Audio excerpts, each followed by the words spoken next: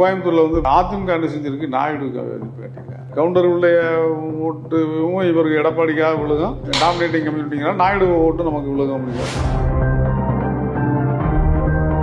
சிதம்பரம் தொகுதியில வந்து நீங்க திருமாவளவனை வந்து நீங்க ஜாதியை சேர்ந்தவரை அவர் யாரும் பார்க்குற மனநிலையில் ஆராசம் மாதிரி எல்லாம் அமைச்சரா வளர்த்து விட்டாங்கன்னு வருத்தப்படுறாரா? அவர் செய்த தவிர கிருஷ்ணசாமி புரிஞ்சுக்கிட்டாரு டாக்டர். இப்ப ஜான் பாண்டியன் அதே தவிர செய்யறாரு. நாங்களும் ஆண்ட பரம்பை தான், எங்க ஆளுகளும் அரசராக இருந்திருக்கேன். வேற ஒரு பையன் கேள்வி கேட்டவரை ரிப்போர்ட்டரை வந்து நீ என்ன சாதி, இந்தூர் ராமநாடுங்கிறாரு அவரு அந்த செய்தியாளர். அப்படியா, எந்த சாதி நீ, என்னங்க இப்படிலாம் கேட்குறீங்க? ஆமையா கேட்பையா. எடப்பாடி ஒரு ஆளை வச்சு தேவர் குரு பூஜைக்கு ஆள் அனுப்பி இவங்களுக்கு சாதகமாக எடுக்க சொல்றாரு. பட்டியல் இனத்து வேட்பாளருக்கும் எல்லா சமூகத்தினரும் ஓட்டு போட்டே ஆகணும்னு ஒரு நிர்பந்தத்தை ஜனநாயகம் ஏற்படுத்திருக்கும்.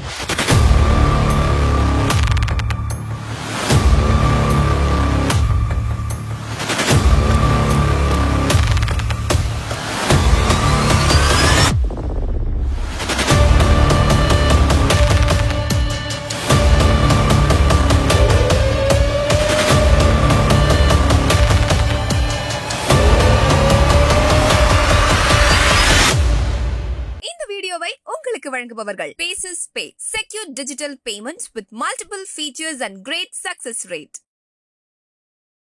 ஓகேஜ் தமிழ் நேயர்களுக்கு வணக்கம். இன்றைக்கு பத்திரிகையாளர் மேனா உலகநாதன் அவர்களோடு உரையாட இருக்கிறோம்.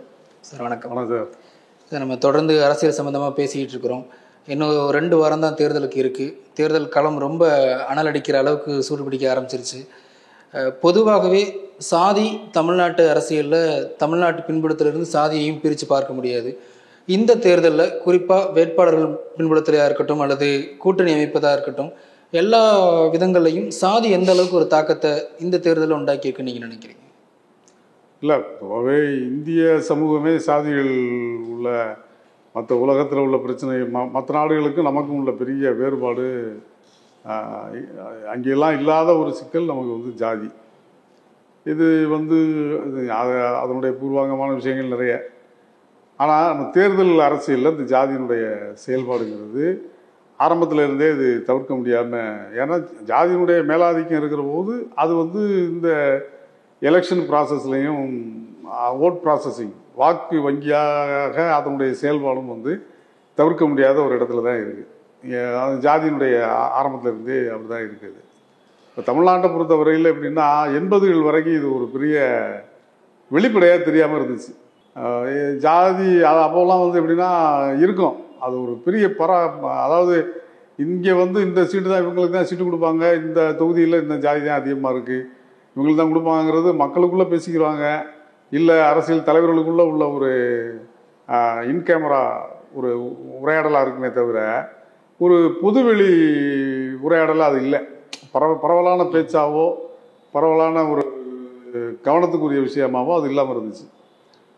ஆனால் ஒரு 80களுக்கு பிறகு முதல்ல அது எப்படி தொடங்குது, அப்படி பாமக, இப்போ பாமக பாட்டாளி மக்கள் கட்சி, அப்போ வந்து அது வன்னியர் சங்கமாக தொடங்கப்பட்டு எம்ஜிஆர் காலத்தில் வந்து அதுக்கு இடஒதுக்கீடுலாம் கேட்குறாங்க. எங்களுக்கு நாங்கள் வந்து பெரிய எண்ணிக்கையில் உள்ள ஜாதியாக இருக்கிறதுனால எங்களுக்கு தனி இடஒதுக்கீடு வேணுங்கிற போராட்டங்கள் அதெல்லாம் நடக்குது. அது பெரிய லெவலில் போராட்டங்கள் நடக்குது. அவர் கூப்பிட்டெல்லாம் பேசுகிறாரு, பேசிட்டு ஒரு கணக்கு கேட்குறாரு. கணக்கு கேட்டால் அது மொத்த மக்கள் தொகையை விட அதிகமாக இருக்கிற மாதிரி வருது. இப்படி இருந்தால் எப்படி இதுக்கு இடஒதுக்கீடு கொடுக்குறது, மொத்தத்தையும் உங்கள்கிட்ட கொடுக்குறதாங்கிற மாதிரி அவர் அது ஒரு மாதிரி வேறு மாதிரி இதை பண்ணி விட்டுறாரு எம்ஜிஆர். அதுக்கு பிறகு அது வந்து அரசியல் கட்சியாக மாறுது. 90களில் புதிய தமிழகம், விடுதலை சிறுத்தைகள், இது இந்த விடுதலை சிறுத்தைகள் கட்சியாக இங்கே திருமாவளவன் தொடங்குறாரு, கிருஷ்ணசாமி தொடங்குறாரு. அப்புறம் வந்து சின்ன சின்ன அமைப்புகள், ஜாதி அமைப்புகள் பூரா அப்படியே பொலிட்டிக்கல் பிளாட்ஃபார்முக்கு வர்றாங்க. ஒரு அரசியல் கட்சிங்கிற பேர் வச்சு கொங்கு 2007 2000 இறுதியில் 9ல் நினைக்கிறேன், அந்த கொங்கு தேசிய மக்கள் கட்சி, அது மாதிரி ஈஸ்வரன் அந்த குரூப் அவங்களும் கட்சி ஆரம்பிக்கிறாங்க. இது என்னென்னா எல்லாருமே இதில் வந்து ஒரு 5-6 ஜாதி அமைப்புகள் வந்து தமிழ்நாட்டில் டாமினேட்டிங்காக இருக்குது. டாமினேட்டிங்னா எண்ணிக்கையில் ஒவ்வொரு அதிகமான செல்வாக்குள்ள கட்சியாக இருக்குது. அதை பேஸ் பண்ணி தான் அப்புறம் இடங்கள் கொடுக்கறது அப்படிங்கிறது வர வர வர வர அது வந்து ரொம்ப இயல்பாயிருச்சு. 90களுக்கு பிறகு அது ஒரு ஒரு எழுதப்படாத நடைமுறை மாதிரி ஆயிடுச்சு. அரசியல் தேர்தல் வந்தாலே அதை பற்றி ஒரு ஆய்வுகள் நடக்க ஆரம்பிச்சிருச்சு. இந்த தொகுதியில் வந்து இந்த ஜாதி அதிகம், முக்குளத்தூர் அதிகம், கொங்கு வேளாளர் அதிகம், நாடார்கள் அதிகம், இந்த நாயுடுகள் அதிகம், இதெல்லாம் ஒரு வரிசை. இந்த இப்போ இந்த கோயம்புத்தூரில் வந்து பார்த்தீங்கன்னா இந்த தவணை என்ன செஞ்சுருக்காங்க, அதிமுக என்ன செஞ்சுருக்கு, நாயுடு காட்டியிருக்காங்க. அதிமுக கேண்டிடேட் அவர் வந்து நாயுடு. அப்படின்னா என்னன்னா, நாயுடு வந்து அதுக்கு அடுத்த கம்யூனிட்டி. நாயுடு நிப்பாட்டு அவங்களுடைய என்ன பார்வைன்னா, கவுண்டர்களுடைய ஓட்டுவும் இவருக்கு எடப்பாடிக்காக விழுகும். அடுத்து ஒரு பெரிய டாமினேட்டிங் கம்யூனிட்டிங்கன்னா நாயுடு ஓட்டு நமக்கு விழுகும் அப்படிங்கிற இந்த மாதிரி கணக்குகளில் தான் வேட்பாளர்கள் நிறுத்துறாங்க ஒவ்வொரு இடத்துல. இது வந்து இப்போ இதில் வந்து இப்படி இந்த டாமினேட்டிங் கம்யூனிட்டி மட்டும்தான் இதில் மேலே வர முடியுது. விளிம்பு நிலை மக்கள், பட்டியலின மக்கள் வந்து இதில் தேர்தல் இதில் வந்து பிரதிநிதித்துவம் அவங்களுக்கு கிடைக்கல அப்படிங்கிற பிரச்சனையில் தான் தனித்தொகுதிகள் வந்து உருவாகுது. தனித்தொகுதிகள் எப்படின்னா 1909 வந்து இந்திய யூனியன் முஸ்லீம் லீக் கட்சி வந்து முஸ்லீம்களுக்கு பிரதிநிதித்துவம் கேட்குறாங்க. அப்படிதான் அது ஆரம்பிச்சிருக்கு ஆங்கிலேயர் ஆட்சி காலத்தில். அப்புறம் அதுக்கு அவங்களுக்கு ஒரு பிரதிநிதித்துவம் கொடுத்துருக்காங்க. லிண்டோ மார்லி சீர்திருத்த சட்டமோ ஏதோ ஒரு அந்த பேரில் ஒரு லா வந்து இது பண்ணி, அதுக்கு அடுத்து வந்து சீக்கியர்கள், ஆங்கிலோ இந்தியர்கள், இந்த மாதிரி அவங்களுக்கு ஒரு இது கொடுத்துருக்காங்க, வகுப்பாரி பிரதிநிதித்துவம் கொடுத்துருக்காங்க 1919. அதுக்கு பிறகுதான் 28 அந்த புனே ஒப்பந்தத்துக்கு பிறகுதான் புனேயில் வந்து அம்பேத்கர் மோதிலால் தலைமையிலான குழுவுமே பரிந்துரைத்திருக்காங்க. அம்பேத்கர் வந்து அதை டிமாண்ட் வச்சிருக்காரு, எங்களுக்கு வந்து இந்த பட்டியலினத்தவர்களுடைய பிரதிநிதித்துவமே இல்லாமல் இருக்குது, அது தனித்தொகுதிகள் வேண்டும் அப்படின்னு சொல்லி முதல்ல வந்து இரட்டை வாக்குரிமை மாதிரி அது கொடுத்துருக்காங்க. அதாவது ஒரு தொகுதியில் ஒரு பட்டியலினத்து வேட்பாளரும் நிற்பார், அவருக்கு எல்லாரும் போடலாம், பொது வேட்பாளரும் நிற்பார். இந்த பட்டியலினத்து வேட்பாளருக்கு தவறாமல் பட்டியலினத்து வகுப்பினர் வந்து போடணும், ஒருத்தர் நிப்பாட்டணும். அதான் அப்போ அதில் உள்ளது ஒதுக்கீடு. அப்படி சொல்லி அதை நிப்பாட்டினா அப்புறம் 61 வேணுமோ அதுக்கு பிறகு அதை வந்து ரிசர்வ் தொகுதி முழுக்க இப்போ இருக்க நடைமுறைப்படியே ரிசர்வ் தொகுதியாக ஒதுக்கிட்டாங்க. இப்போ நான் இந்தியா பூரா வந்து 131 தொகுதிகள் வந்து ரிசர்வ் தொகுதி. தமிழ்நாட்டில் இப்போ 7 மக்களவை தொகுதி. இந்த ரிசர்வ் தொகுதி கொண்டு வர்றதுக்கு காரணமே இந்த ஜாதி ஆதிக்கத்தில் இருந்து ஒரு, அதாவது இடஒதுக்கீடும் இதுவும் ஒரே காரணிகளை கொண்டது தான். இடஒதுக்கீடு ரிசர்வேஷனுக்கும் இந்த தொகுதி ரிசர்வேஷன் தனித்தொகுதி ஒதுக்கீடும் எப்படின்னா, இடஒதுக்கீடு வந்து இப்போ என்னென்னா, இப்போல்லாம் யார் ஜாதி பார்க்குறான்னு ஒரு காமன் ஒரு பொது புத்தியில் சில பேர் கேட்பாங்க, இப்போல்லாம் யார் சார் பார்க்குறா ஜாதி பார்க்குறா, இப்போ எதுக்கு இதெல்லாம் அப்படின்னு ஒரு கேள்வி இருக்குல்ல. அதே அவங்க மேலோட்டமாக கேட்குற மாதிரியே மேலோட்டமாகவே அவங்களுக்கு ஒரு விளக்கம் வந்து அவங்களுக்கு சொல்லலாம். என்னென்னா, நீங்கள் இப்போ சிதம்பரத்தில் ஜாதி தீச்சு தெரியும் சண்டைக்கு வர்றாங்க, மற்றவங்க உள்ளே போகப்படான்னு சண்டைக்கு வராங்களே, ஜாதி தானே அது. அதாவது அந்த பிரச்சனை தான். நீங்கள் அது இருக்கிற வரைக்கும் இது இருக்கதான். இப்போ புது இடஒதுக்கீடுனா என்ன, நம்ம வந்து இப்போ ஒருத்தர் நல்லா வாட்ட சாட்டமாக உயரமாக இருக்காரு, இன்னொருத்தர் ஆள் பலவீனமாக இருக்காரு, இல்லை குட்டையாக இருக்காரு, 2 பேரும் ஒரு திண்ணையில் ஏறி உட்காரணும், பெஞ்சில் ஏறி உட்காரணும். உயரமாக இருக்கிறவர் ஆட்டோமேட்டிக்காக உட்காந்துருவார், குள்ளமாக இருக்கிறவர் தப்பி தான் ஏறி உட்காரணும். அவரை தப்புறதுக்கு அவரால் பலம் இல்லைன்னா நீங்கள் என்ன செய்வீங்க, கீழே ஒரு சின்ன கட்டையோ உயரத்துக்கு அவர் உயரத்துக்கு ஒரு கட்டையை போட்டு கொடுப்போம். அந்த கட்டை தான் இடஒதுக்கீடு, இந்த ரிசர்வேஷன் இதெல்லாம். இந்த தேர்தலில் போட்டியிடக்கூடிய திரு ஜான் பாண்டியன், தமிழக மக்கள் முன்னேற்ற கழகத்தினுடைய ஜான் பாண்டியன் அவர்கள் பேசும்போது, இடஒதுக்கீட்டிலிருந்து பட்டியல் வெளியேற்றம் நாங்கள் எங்கள் சமூகம் வந்து வெளியேறணும் அப்படிங்கிறத கோரிக்கையாக முன் வச்சிருக்கிறாரு. தொடர்ந்து அவர் பேசிட்டு தான் வர்றாரு. ஆனால் இதே கோரிக்கையை பல ஆண்டுகளாக பேசிட்டு வந்திருந்த கிருஷ்ணசாமி அவர்கள் வந்து இந்த தேர்தலில் அதை ஒரு பரப்புரையாக மேற்கொள்றதில்லை. இது 2 வேறுபாட்டையும் எப்படி புரிஞ்சுக்கிறது? நல்ல அருமையான கேள்வி. அதாவது கிருஷ்ணசாமி வந்து போன தேர்தலில் வந்து இது பாஜக, ஆமாம், வெளியில் இது பாஜகவில் இருந்ததுங்கிறது ஒரு பக்கம், அவருக்கு போய் சேர்ந்தது அதை பற்றி நிறைய விமர்சனம் இருக்குது. அது வேறு டாப்பிக்கு. அது ஒரு தலைகீழ் இது மாதிரி அவர் பண்ணது அது வேற. அவர் தொடங்கின இயக்கம், தொடங்கின நோக்கம், இல்லை கோட்பாடு, இது எல்லாத்துக்குமே அது எதிரானது. அது ஒரு பக்கம் இருக்கட்டும். ஆனால் அவர் முன்வைத்த கடைசியாக பாஜகவில் சேர்றது, பாஜகவோட இணைந்த ஒரு களமாடுறதுக்கு அவர் முன்வைத்த இது என்னன்னா, நாங்கள் வந்து அதெல்லாம் இப்போ இன்னும் நாங்கள் ராஜ பரம்பரை, ஆண்ட பரம்பரைங்கிற அந்த இது இருக்குல்ல, நாங்களும் ஆண்ட பரம்பரை தான். தேவேந்திர எங்கள் ஆளுகளும் அரசராக இருந்திருக்கேன், கத்தி வச்சுருக்கேன், குதிரையில் போயிருக்கேன், இது இதெல்லாம் சொல்கிறாங்க ஆண்ட பரம்பரைன்னு. அதை அவரும் பேச ஆரம்பித்தார். ஆனால் ரியாலிட்டின்னு ஒன்று இருக்குது.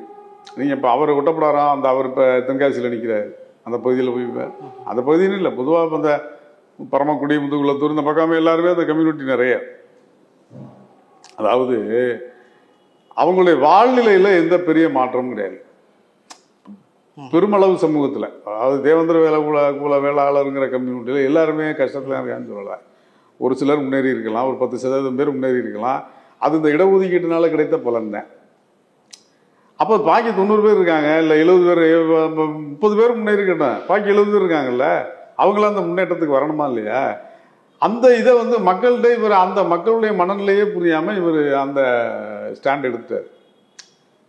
அது எப்படி எடுத்தாருங்கிறது அவர் தான் அதுக்கு பதில் சொல்லணும். ஏன் எடுத்தாரு என்னங்கிறது, இப்போ ஏன் அந்த முழக்கத்தை விட்டாருங்கிறதுக்கெல்லாம் அவர் தான் அதுக்கு விளக்கம் சொல்லணும். ஏன்னா அவர் ஒன்றும் சாதாரண ஆளும் கிடையாது. ஆரம்பத்தில் அவர் எடுத்த போராட்டங்கள் இதெல்லாம் முக்கியமானது. அவர் ஒன்றும் அறியாதவர் கிடையாது. சில நேரம் அப்படி தான் பிறல்வா போன எலெக்ஷனில் தான் ஒரு தவணை ப்ரெஸ் மீட்டில் யாரோ ஒரு பையன் கேள்வி கேட்டவரை ரிப்போர்ட்டரை நீங்கள் என்ன சாதி, இந்தூர், அவர் ராமநாடுங்கிறாரு அவர் அந்த செய்தியாளர்.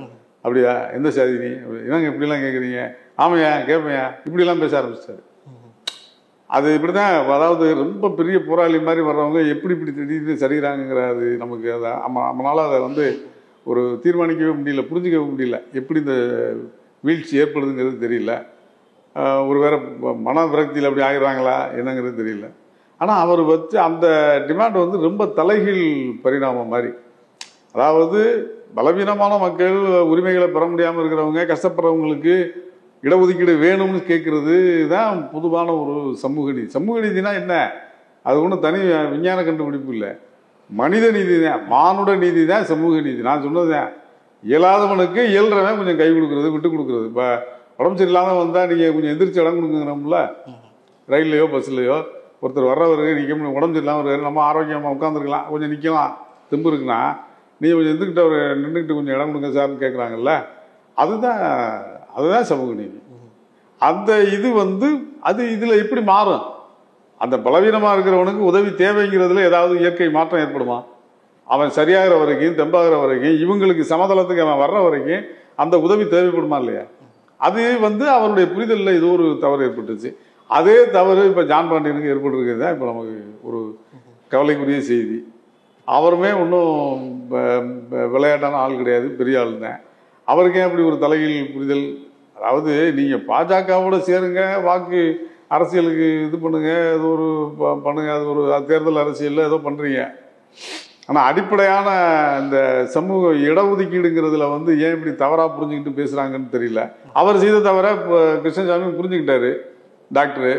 இப்போ ஜான் பாண்டியன் அதே தவிர செய்கிறாரு. அவருக்கும் காலம் மக்கள் உணர்த்துவாங்க. காலம் என்ன உணர்த்துது? மக்கள் உணர்த்திடுவாங்க சார். அவங்களுக்கு தெரியும்ல, நான் இன்னும் என் புள்ள படிக்கல, என்னை மாதிரி இன்னும் ஒரு பெரும்பாலான மக்கள் இன்னும் முன்னேறல, நாங்கள் எப்படா ராஜாவாகிறது? என் பாட்டை ராஜாவாக இருந்தால் எனக்கு என்னது இல்லை, எங்கள் முப்பாட்டாங்க அது குதிரை ஏறினேன், ரைட்டு, எனக்கிட்ட கண்ணு முடியே இல்லையே. அதுக்கு அதாவது இன்னைக்கு நான் சொல்லி என்ன பழம்பெருமை பேசி அதில் என்ன பிரயோஜனம்? இன்னைக்கு என்ன வாழ்நிலை? இன்னைக்கு யாரா இருக்கணும், இந்த உலகத்தோட எப்படி நம்ம வாழணும், இதுதான் பிரச்சனை. இது ரொம்ப விரிவான தலைப்பு தான். கூடுதலாக திரு ஜான் பாண்டியன் அவர்கள் இன்னும் சில விஷயங்கள்லாம் பரப்புரையாக முன்வைக்கிறாரு. சாதி அமைப்புகளை, சாதி கட்சிகளை வளர்த்து விட்டதில் திமுகவுக்கும் முன்னாள் முதல்வர் கருணாநிதி அவர்களுக்கும் மிக முக்கியமான பங்கு உண்டு. அவர் தான் அவங்களை எல்லாத்தையும் வளர்த்து விட்டார். தன்னுடைய கட்சியும் உட்பட இன்னும் சில அமைப்புகள் பேரை குறிப்பிட்டு வளர்த்து விட்டது திரு கருணாநிதி அவர்கள் தான் அப்படிங்கிற குற்றச்சாட்டை முன்வைக்கிறார். அது ஆராசா மாதிரியெல்லாம் அமைச்சராக வளர்த்து விட்டாங்கன்னு வருத்தப்படுறாரா? இந்த எதிர்ப்புரட்சி வாதம்பாங்க. இதை நாங்கள் தான் உண்மையான சமூக நீதியை காப்பாற்றுறோம்ங்கிறாங்கல்ல, அது மாதிரியான ஒரு வகைப்பட்ட வாதம் அது. அதாவது இது இந்த ஸ்கூலில் ஜாதி கேட்காம சான்றிதழ் சேர்த்துட்டு எல்லாம் பள்ளி சர்டிஃபிகேட் கொடுத்தாச்சுன்னா நீ என்ன ஜாதின்னு கேட்கக்கூடாது, அது கேட்குறத விட்டீங்களா ஜாதி ஒழிஞ்சு போயிடும் அப்படின்னு சொல்கிறாங்கல்ல. பொதுவாக சில பேர் ஜாதி எங்கே ஒழிக்கிறதுனா பள்ளிக்கூடத்தில் போய் கேட்கல ஜாதியை சொல்லக்கூடாது, நீ என்ன ஜாதின்னு கேட்கக்கூடாது. அந்த மாதிரி ஒரு அரிய கண்டுபிடிப்பு தான் அவர் ஜான் பாண்டியன் சொல்கிறது. ஜாதி, அதாவது திமுக தான் ஜாதியை வளர்த்துச்சு அப்படின்னு. இது திமுக மேலே அவருக்குள்ள இதை பண்ணுறாரு. அதாவது எப்படின்னா எல்லா கட்சிகளுமே ஜாதியை வந்து அரசியல் கட்சிகள் மட்டும் வளர்க்கல. ஒரு சமூகம் எப்படி இருக்கோ அதனுடைய விளைச்சல் தான் அதனுடைய பிரதிநிதிகள் இருப்பாங்க. ஏன் மற்ற இப்போ ஏன் இப்போ இவர் சார்ந்திருக்கிற பாஜக ஏன் இவ்வளோ கணக்கு பார்த்து இப்போ வேட்பாளர்கள் நிறுத்துறாங்க? அதிமுகவில் அந்த கட்சி எப்படி முதல்ல முத்திரை கொடுத்தப்பட்டுச்சு, இப்போ இன்னைக்கு என்ன முத்திரை கொடுத்துருக்கு, என்னென்ன நடந்துக்கிட்டு இருக்கு தெரியுமா? இப்போ அதாவது ஒரு இப்போ இப்போ ஒரு சில நாட்களுக்கு முன்னாடி சமூக வலைத்தளத்தில் ஒரு காணொலி நீங்கள் பார்த்துருப்பீங்க. அந்த நபர்களெல்லாம் நம்ம பேர் சொல்கிறது நல்லா இருக்காது, நாகரிகமாக இருக்காது, அவங்க குறிப்பிட வேண்டாம். ஆனால் அவங்க என்ன அதில் வந்து ஒருத்தரை குறை சொல்லி என்ன சொல்கிறாங்க, எடப்பாடி ஒரு ஆளை வச்சு தேவர் குரு பூஜைக்கு ஆளை அனுப்பி இவங்களுக்கு சாதகமாக எடுக்க சொல்கிறாரு. அந்த குரு பூஜையில் நிற்கிற முக்குளத்தூர் கம்யூனிட்டி சேர்ந்தவங்க அவங்க என்ன சொல்கிறாங்கன்னா, எடப்பாடியை தவிர எங்களுக்கு யார் மேலேயும் எந்த காழ்ப்பும் கிடையாது, யார் வேணாலும் வரட்டும், எல்லா சமூகம் இது வந்து அவர் தேவரை வந்தாலும் நாங்கள் கடவுளாக கும்பிட்றோம், தெய்வமாக இருக்கிறத எல்லா மக்களும் கும்பிடலாம், எடப்பாடியை ஏன் நாங்கள் வந்து வேண்டாங்கிறோம்னா எங்களுக்கு எதிராக இந்த இடஒதுக்கீட்டில் வந்து அவர் ஒரு தரப்பாக செயல்பட்டார், எங்கள் இதை அழிக்க நினைக்கிறாரு அப்படின்னு அவங்க இந்த இடஒதுக்கீடு அவங்க அரசியல் ரீதியான ஒரு கோபத்தை கூட அவங்க வேற மாதிரி அந்த இடஒதுக்கீடாக வெளிப்படுத்துகிறாங்க. அதை இது வந்து இந்த மாதிரி ஜாதிங்கிற இது வந்து நீங்கள் வந்து இது ரொம்ப அடிப்படையாக 2000 ஆண்டு காலம் இருக்காது. அதை வளர்க்குறது, அதை ஒழிக்கிறதுக்கு தான் பாடுபட்டுச்சே ஒழிய திராவிட இயக்கம் வந்து வளர்க்குறதுக்கு யாரும் பாடுபடலை. அப்புறம் இதுக்கு இவ்வளவு பிரச்சனை. இப்போ வடநாட்டில் கூட இவர் என்ன சொல்லுவார், இங்கே அந்த ஆந்திராவை தாண்டினா இந்த நம்ம சென்னையை தாண்டிட்டாலே உங்களுக்கு எல்லா பேர்லையுமே ஜாதி இருக்குமே, பேர்களில் ஜாதி இல்லை, தெருக்களில் ஜாதி இல்லைங்கிறத பண்ணுறதுக்கே ஒரு 100 வருஷம் போராட்டம் தேவைப்பட்டுச்சு ஏற்றுக்க வைக்க. எங்கே இப்போ லிங்கி செட்டி தெருவில் செட்டி எப்படி எடுப்பாங்கன்னு செட்டியார் சண்டைக்கு வர்ற நிலைமை தான் இருந்துச்சு. அதுக்கு ஒரு வலிமை வேண்டி இருந்துச்சு, அதுக்கு ஒரு மக்கள் செல்வாக்கு வேண்டி இருந்துச்சு. அதை ஆதரிக்கிற மக்கள் என்னைக்கு அதை வந்து மனப்பூர்வமாக அதை ஆதரிக்க ஆரம்பித்தாங்களோ, அது ஏன்னா தேர்தல் அரசியலில் என்னைக்கு திராவிட இயக்கம் வெற்றி பெற்றுச்சோ அன்னைக்கு தானே சாத்தியப்பட்டுச்சு. சுயமரியாதை சீர்திருத்த திருமணம் எப்போ சட்டமாச்சு? இல்லாட்டா ஐயரை வச்சு தானே கல்யாணம் பண்ணிக்கிட்டே இருக்கணும்னாங்க. கையர் இல்லாமல் பண்ணுற கல்யாணத்துக்கு சட்ட அங்கீகாரமே இல்லாமல் இருந்துச்சு. சட்ட அங்கீகாரம் கொடுத்தது திராவிட திமுக அண்ணா தான் வந்த உடனே இது பண்ணுறாரு. அந்த வரலாறுலாம் அவருக்கு தெரியாது, நான் தெரியும், உங்களுக்கு எல்லா வரலாறும் தெரியும். திமுகவை மட்டும் இதுக்கு நீங்கள் குற்றம் சொல்லி பிரயோஜனம் இல்லை. திமுக அது இன்ன வரைக்கும் அதை அகற்றுறதுக்கான முயற்சிகள் தான் பண்ணுறாங்களே தவிர எல்லா அரசியல் கட்சிகளையும் இந்த சிக்கலை அப்புறம் அவங்க எப்படி எதிர்கொள்வாங்க? நீங்கள் இதை கணக்கு பண்ணி சில விஷயங்கள் நீங்கள் தேர்தலை எதிர்கொள்ளலைன்னா இதனால் ஏற்படக்கூடிய தேர்தல் தோல்விகளை அவங்க ஈடுகட்ட முடியாதுல்ல. இன்னொன்று, அந்த பிரதிநிதித்துவத்தை இப்போ 7 தொகுதியிலேயும் 7 பேரை நிப்பாட்டியிருக்காங்க, அவங்க கட்சியிலே சில பேரை நிப்பாட்டுறாங்க. முஸ்லீம்களுக்கு அவர் இந்தியன் ஐயுஎம்எலுக்கு ஒரு சீட்டு கொடுத்துட்றாங்க. இந்த அளவு சரியாக ஓரளவு இருக்கிற 22 பேரில் 21 பேரில் இவ்வளவுமே ஒதுக்கி கொடுக்குறதுங்கிறது இப்போ எந்த கூட்டணியில் நடந்திருக்கு சார்? ஆனால் இப்போ பரவல இணையதளங்களில் பார்க்கக்கூடிய ஒரு விமர்சனம் என்ன இருக்குதுன்னா, பொது தொகுதிகளில் தலித் வேட்பாளர்களை முதன்மை கட்சிகள் திமுக அதிமுக முதன்மையான கட்சிகள் வந்து நிறுத்துறது கிடையாது, இன்னும் சொல்ல போனால் கூட்டணியிலேயே அவங்களுக்கு வந்து பொது தொகுதிகள் வந்து ஒதுக்குறது கிடையாது, இப்படிங்கிற ஒரு பார்வையும் இருக்க தானே செய்யுது. நியாயம்தான், பார்வை தான். அது வந்து நீங்கள் ஒரு குறிப்பிட்ட அரசியல் கட்சி மட்டும் அது செய்யுதுன்னு சொல்ல முடியாது. இப்போ 7 தொகுதியிலையும் பார்த்தீங்கன்னா 4 கூட்டணியா இப்போ எல்லாருமே வந்து ரிசர்வ் தொகுதியில் வந்து அந்தந்த இதில் மட்டும்தான் நிப்பாட்டியிருக்காங்க. பொது தொகுதிகளில் இப்போ நாகையில் வந்து ரிசர்வ் தொகுதியாக இருந்தாலும் கம்யூனிஸ்ட் கட்சியை சார்ந்தவர் அவர் வந்து எப்படின்னா அவர் அந்த வகுப்பை வச்சு அவர் அறியப்படலை, அவர் அந்த இயக்கத்தை வச்சு அறியப்படுறவர். இப்படி நீங்கள் பெரும்பாலும் இப்போ சிதம்பரம் தொகுதியில் வந்து நீங்கள் திருமாவளவனை வந்து நீங்கள் ஒரு ஜாதியை சார்ந்தவராக அவர் யாரும் பார்க்குற மனநிலையெல்லாம் தமிழ்நாட்டில் மாறிடுச்சு இப்போ நிறைய. அதாவது ரொம்ப தீவிரமான ஜாதி அமைப்புகள் வந்து வேணால் அதுக்குள்ளே இருக்கிற இந்த கான்ஃப்ளிக்ட் வேறு, அது இந்த வட மாவட்டங்களில் இருக்கிற பிரச்சனை வேறு எந்த கம்யூனிட்டியும் அவரை வந்து ஒரு எதிரியாவோ பெரிய அதை தாண்டி ஒரு தலைவராக தான் அவரை பார்க்க. அந்த உளவியல் பாங்கு வந்து வளர்ந்துருச்சு, தமிழ்நாட்டில் வளர்ந்துட்டு வருது. அதுக்கெல்லாம் காரணம் திராவிட இயக்கம் தான். இந்த 50 வருஷத்தும் அந்த மாற்றி கொண்டு முன்னிறுத்துறது தான். இப்போ சிதம்பரம் ரிசர்வ் தொகுதி சார், ஆனால் சிதம்பரத்தில் வந்து இது வெறுமனே இந்த பட்டியலின மக்கள் மட்டும்தான் இருக்காங்களா? எல்லாரும் சமூகம் கலந்தா இருக்கு. நாகையில் மாவட்டத்தில் எல்லா பேரும் பட்டியலினத்து மக்களாக இருக்காங்க, அங்கே அதிகமாக இருக்காங்கன்னு ரிசர்வ் தொகுதியை அறிவிக்கிறாங்க. ஆனால் எல்லா மக்களும் தான் ஓட்டு போடணும் அவருக்கு. இது நீ இப்படி இது வந்து இவர் பார்க்குற மாதிரி இல்லை, இது நீங்கள் பார்க்குற சொல்லக்கூடிய பார்வை மாதிரி பார்க்கக்கூடாது, அது தலைகீழாக பார்க்குறாங்க. அதாவது பட்டியலினத்து வேட்பாளருக்கும் எல்லா சமூகத்தினரும் ஓட்டு போட்டே ஆகணும்னு ஒரு நிர்பந்தத்தை ஜனநாயகம் ஏற்படுத்துது. நீ ஏன் அது அப்படி புரிஞ்சுக்க கூடாது? அப்படி நீங்கள் கொண்டு போய் வச்சிருந்தீங்கன்னாக்க ஒரு காலகட்டத்தில் மனப்பூர்வமாக உளவியல் ரீதியாகவே அந்த வேறுபாடு மறையும். அப்படி தான் ப்ராசஸ் தான் பண்ண முடியும். நீங்கள் தடி எடு கத்தி எடுலாம் இந்த இது வந்து 2000 வருஷம் வேற ஒரு சக்தி நம்மளை பழக்கி வச்சுருக்கு. எங்களுக்கும் எனக்கும் உங்களுக்கும் ஒரு சண்டையை அவன் ஏற்படுத்தி வச்சுருக்கேன். நம்ம 2 பேரும் சண்டை போடுறதுக்கு இல்லை, நம்ம 2 பேரும் சகோதரங்க தாண்டாங்கிற உணர்வை நமக்குள்ளே ஏற்படுத்துறதுக்கு தான் இவ்வளவு போராட்டமும் இவ்வளவு சிஸ்டமும் சேர்ந்து வேலை செய்யுது. அரசியல் இயக்கங்களும் வேலை செய்யுது, சிஸ்டம் வேலை செய்யலை. அரசியல் இயக்கங்கள் பூரா அதை நோக்கி தான் வேலை செய்கிறாங்க, முற்போக்கு இயக்கங்கள் பூரா. இவங்க அதை வந்து அதை பாரதிய ஜனதா மாதிரி இயக்கங்கள் வந்து அவங்க தான் அதை ஊதி பெருசாக்கி பழைய உணர்வு. அப்புறம் ஏன் சனாதனம்னு சொன்னால் அன்றைக்கே பேசணும் கோவம் வருது உங்களுக்கு. ஜான் பாண்டியன் அதுக்கு என்ன சொல்லுவார்? சனாதனம்னா என்னன்னு அவர் என்னப்பா அவர் சனாதன சக்தியோடு தான் அவர் தோளோட தோல் சேர்ந்து நிற்கிறாரு, அவர் அதுக்கு விளக்கம் சொல்லுவாரா? அந்த இவ்வளோ ஜாதி ஒழிக்கிறதுல இவ்வளோ அக்கறையாக இருக்கிறவர் அந்த பக்கம் அதை கேட்கலாம்ல? அப்படி அந்த பக்கம் கேட்க முடியுமா அவங்களால? அவருன்னு இல்லை, அவரோட நிற்கிறவங்க எல்லாரும் கேட்க முடியுமா? இடஒதுக்கீடு தான் எங்களுடைய உயிர் மூச்சுன்னு சொன்னாங்க பாமக. இப்போ அவங்களோட பாஜக இடஒதுக்கீடை கொஞ்சம் கொஞ்சமாக செல்லறிக்கிற மாதிரி அடிச்சு இடபிள்யூஎஸ் கிரிமிலேயர், அதாவது வசதி இல்லாத உயர்சாதி ஏழைகள்னு ஒரு தனி பிரிவை கண்டுபிடிச்சி அரிய கண்டுபிடிப்பை நிகழ்த்தி அதுக்கு ஒரு இடஒதுக்கீடு 10% கொடுத்துக்கிட்டு இருக்காங்க. இல்லை நிறைவாக தேர்தல் அரசியலில் சாதி குறித்து இன்னும் விரிவாக பேசலாம். கடந்த தேர்தலாக இருக்கும்னு நினைக்கிறேன், நினைவு சரியாக இருக்குமான்னு தெரியல. அன்புமணி அவர்கள் பேசும்பொழுது விசிகாவும் பாமகவும் ஒன்றா இணைஞ்சு தேர்தலை சந்திக்கும் போது அது வந்து எங்களுக்கு ஓட்டாக கன்வெர்ட் ஆகலை, மக்கள் எங்களை ஏற்றுக்கல அப்படிங்கிற ஒரு பார்வையும் அவர் முன் வச்சார். ஒரே தவணையில் அது நடக்காது. இவங்க தான் அதுக்கடுத்து டக்குன்னு பிரிஞ்சுனாங்களே. ஒரு 3 தேர்தலில் நின்று பாருங்க, அந்த மக்களுக்கு இடையில் ஒரு இணக்கத்தை நீங்கள் தான் ஏற்படுத்தணும். நீங்கள் 2 பேரும் ஒரு நாள் கை கொடுத்துக்கிட்டு நின்றுட்டு மறுநாள் நீங்கள் சண்டை போட்டுக்கிட்டா அது அன்னைக்கு உடனே அவன் தன்னை மாற்றிக்கணும்னு எதிர்பார்க்க முடியாது. நீங்கள் தேர்தல் கூட்டணியே என்ன சொல்கிறோம், அரசியல் கட்சிகளுடைய கூட்டணியை 4வது முறையாக ஒரு கூட்டணியை தக்க வச்சுக்கிறதே கஷ்டம்னு சொல்கிறாங்கல்ல. அப்போ நீங்கள் அந்த ஜாதிகளுக்குள்ள இணக்க உணர்வு, சமூக இணக்கம், நல்லிணக்கம் அப்படிங்கிறது உடனடியே ஒரே நாள் ப்ராசஸில் வராது. அதுக்கு அவங்கள பயிற்சி கொடுக்கணும். நீங்கள் அதுக்கு நீங்கள் அவகாசம் கொடுக்கணும். அதை தொடர்ந்து ஒரு தேர்தல் நிற்கிறதோடு விட்டுறாமல் அடுத்தடுத்த தேர்தலில் அவங்க ஒரே அணியில் இப்போ இன்னைக்கு பாமக வந்து அதை பெருசுப்படுத்தாமல் அப்படி சேர்ந்து வந்திருந்தாங்கன்னா தேவையில்லாத அந்த உள்ள பிரச்சனைகளை வந்து மன ரீதியாக மாற்றுறதுனா நீங்கள் அதுக்கு தலைவர்கள் தான் அதுக்கு பொறுப்பெடுத்துக்கணும், பேசணும், புரிய வைக்கணும். இந்த புரிதல் அவங்களுக்கு ஏற்படுற வரைக்கும் ஒரு அவகாசம் கொடுத்து நீங்கள் அதில் கொஞ்சம் பொறுமையாக கையாண்டு திரும்ப அந்த இதே உறவை வந்து வலியுறுத்திக்கிட்டே இருந்தீங்கன்னா ஒரு கட்டத்தில் அவங்களுக்குள்ள ஒரு நல்ல இணக்கம் ஏற்படுறது தான் செய்யும். நிச்சயமாக தேர்தலுக்கு இன்னும் 2 வாரம் தான் இருக்குது. அடுத்தடுத்த நாட்கள் நம்ம வேறு சில தலைப்புகளில் இன்னும் விரிவாக உரையாடுவோம் சார். ஓகே, நன்றி. மிக்க நன்றி சார். இந்த வீடியோ உங்களுக்கு பிடிச்சிருந்தா லைக் பண்ணுங்க, ஷேர் பண்ணுங்க, கமெண்ட் பண்ணுங்க. மறக்காம OH தமிழ் சேனலுக்கு சப்ஸ்கிரைப் பண்ணுங்க.